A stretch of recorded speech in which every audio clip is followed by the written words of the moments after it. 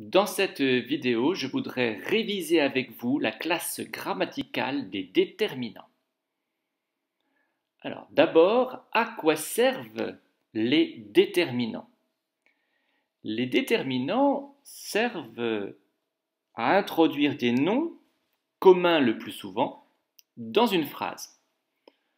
Par exemple, j'ai ici le nom tableau.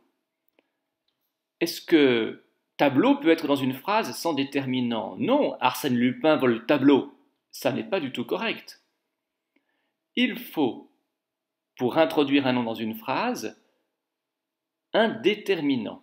Arsène Lupin vole un tableau. C'est donc la première utilité des déterminants, introduire des noms communs dans des phrases. Les déterminants donnent aussi d'autres informations. Par exemple, dans la phrase que je reprends, Arsène Lupin vole un tableau, on voit bien qu'il ne s'agit pas d'un tableau précis. Arsène Lupin vole un tableau, on ne sait pas lequel. En revanche, dans Arsène Lupin vole le tableau, cette fois-ci c'est un article défini, on donne une information supplémentaire qu'on connaît ce tableau. Et puis dans Arsène Lupin vole ce tableau, cette fois-ci on le montre. Il est là, le tableau. Et ce est un démonstratif. Donc les déterminants servent aussi à apporter d'autres informations. Alors je récapitule justement ces informations supplémentaires. Quand on ne connaît pas la chose, ou l'être vivant, ou l'idée désignée par le nom, on utilise des articles indéfinis. Un, une, des et de.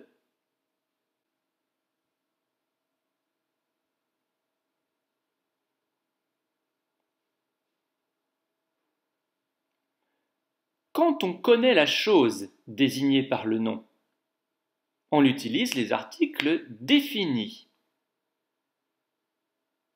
Le, la, les, l'apostrophe. Quand je dis la plante, on sait que cette plante, elle est connue de la personne à qui je parle.